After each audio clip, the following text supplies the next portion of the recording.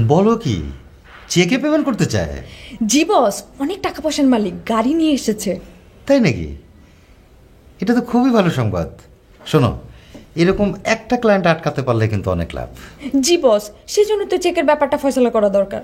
ওকে, no problem, চেকটা নিয়ে নাও, বাকিটা পরে দেখা যাবে। জি আচ্ছা। আচ্ছা শোনো, ওই ক্লায়েন্ট কি টিয়ার চেম্বারে? জি আচ্ছা ঠিক আছে, যাও, আমি দেখছি। বস আমি আসলাম। আচ্ছা আসলাম।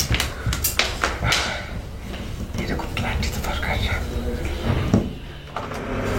নাটোরের বনলতা সেন তো পুরনো হয়ে গেছে। আর একটা জিনিস কিন্তু খুব বিখ্যাত নাটোরের, সেটা হচ্ছে নাটোরের কাঁচাগোল্লা।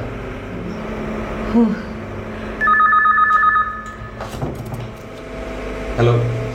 শোনো টিয়া, ক্লায়েন্ট কি তোমার সামনে? জি বস। শোনো, লক্ষ্য রাখবা কোনোভাবেই যেন ক্লায়েন্ট হাতছাড়া না হয়। জি। কোনোভাবেই না, ঠিক আছে? কিন্তু বস। আহা, কোনো কিন্তু না, সে যেভাবে বলে সেভাবে রাজি হয়ে যাও। জি আচ্ছা। Okay bye. ওকে বস।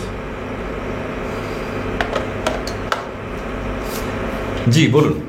জিটি কিছু না, তোমার বাসার ঠিকানা বলো, আমি পারিবারিকভাবে প্রপোজ করতে চাই।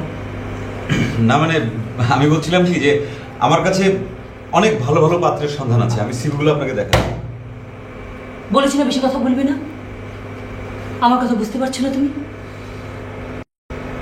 জি।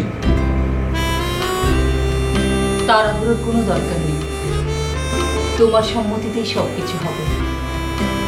মেন্টালি রেডি হও, আমি তোমাকে সময় দিচ্ছি। আমি না জোর করে চাপিয়ে দেওয়ার মানুষ না। তোমাকে আমার অনেক পছন্দ।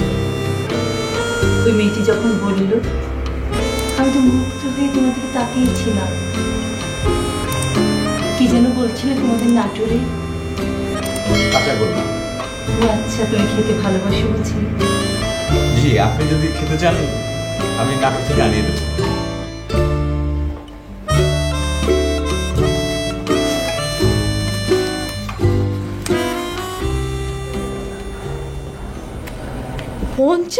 টাকা?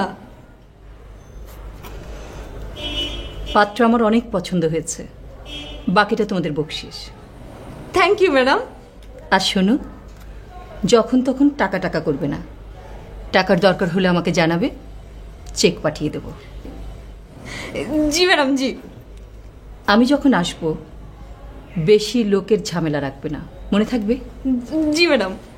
আরেকটা কথা, না শব্দটা আমি একদম শুনতে পারি না, ওটা শুনলে আমার মাথায় আগুন ধরে যায়। জি ম্যাডাম। তোমাদের টিয়া পাখিকে এই কথাটা জানিয়ে দিও, ঠিক আছে?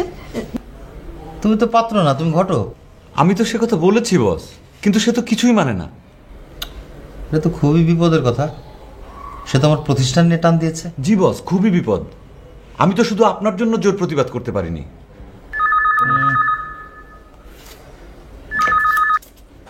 হ্যালো বস, উনি আমাদেরকে 50,000 টাকার চেক দিয়ে গেছেন। উনি মানে সেই বড়লোক মহিলা? জি বস। আরে বলো কি, তুমি সত্যি বলছো? বস এক পূর্ণ মিথ্যা না, আপনি চাইলে আমি এখনই চেকটা নিয়ে আসতে পারি। না না না না, চেক আনার দরকার নাই, আমি বিশ্বাস করেছি।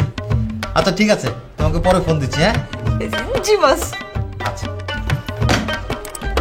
সর্বনাশ, আরে আমি তো পাগল হয়ে যাবো। জি বস। তুমি চিন্তা করতে পারবা না, ওই মহিলা তোমাকে পছন্দ করে 50,000 টাকা চেক দিয়েছে। জি বস। হ্যাঁ, আনন্দ তোমার মাথা করছে। ওই মহিলাকে যদি ধরে রাখতে পারি, আমাদের আর কোনো চিন্তা নাই। আমাদের অফিস ভাড়া, আমাদের বাসা ভাড়া, তোমাদের থাকা খাওয়া সব সব হয়ে যাবে।